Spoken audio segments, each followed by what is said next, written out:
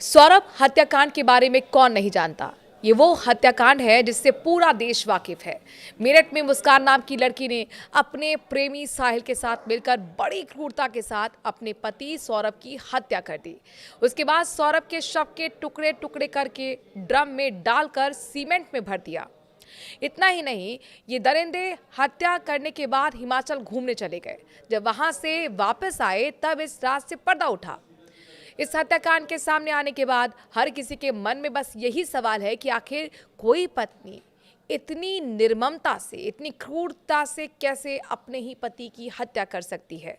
जिस देश में पत्नियां अपने पति की लंबी उम्र के लिए व्रत रखती हैं, मन्नतें मांगती हैं, उस देश में कोई पत्नी मुस्कान जैसी भी है जो पत्नी के नाम पर कलंक है।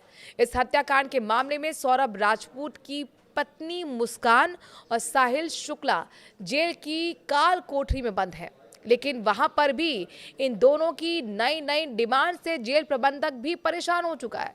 दोनों अलग अलग बैरक में बंद हैं, लेकिन हरकतें एक जैसी हैं। हर रोज इस मामले में नए नए खुलासे हो रहे हैं। बताया जा रहा है कि जब से मुस्कान और साथ ही साहिल जेल में आए, उनसे तब से कोई मिलने तक नहीं आया है। यहाँ तक कि इन लोगों के घर वालों ने भी पल्ला झाड़ लिया है। जेल में कई कई घंटे तक साहिल और मुस्कान की काउंसलिंग कराई जा रही है। साइकोलॉजिस्ट जेल में जाकर काउंसलिंग कर रहे हैं।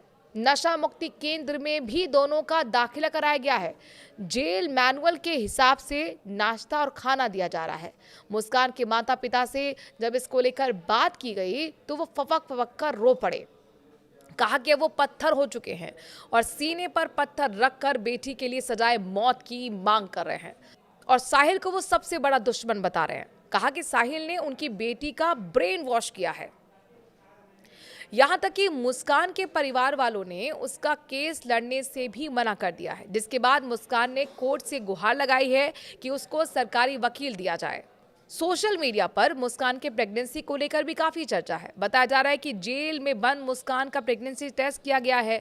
वैसे एक सामान्य प्रक्रिया है, जब भी किसी महिला को जेल में लाया जाता है तो उसका टेस्ट किया जाता है, लेकिन मुस्कान का प्रेगनेंसी टेस्ट होगा या नहीं, अब ये साफ नहीं हुआ है।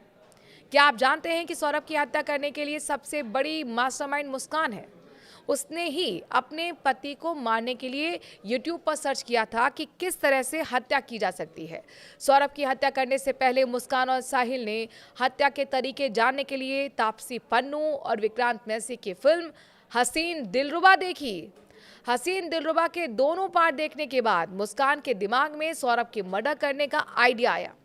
पुलिस पूछताछ में मुस्कान ने बताया कि ड्रम में शव रखकर सीमेंट डालने का आइडिया साहिल का ही था। प्लानिंग थी कि ड्रम को मजदूरों से उठवाकर बाहर फेंक देंगे, जिससे किसी को शक भी नहीं होगा। शव को ड्रम में सीमेंट के साथ सील करने के बाद मुस्कान और साहिल उसे उठा नहीं पाए, इसीलिए घर के अंदर ही ड्रम को छोड़कर शिमला चले गए।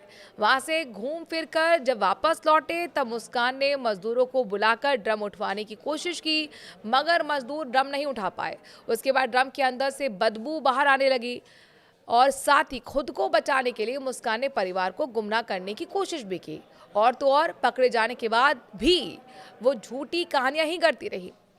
एक से एक कई झूठ बोले, अपने परिवार वालों को झांसे में रखा। कहानी गढ़ते हुए उसने अपनी मां को सौतेला मां बता दिया।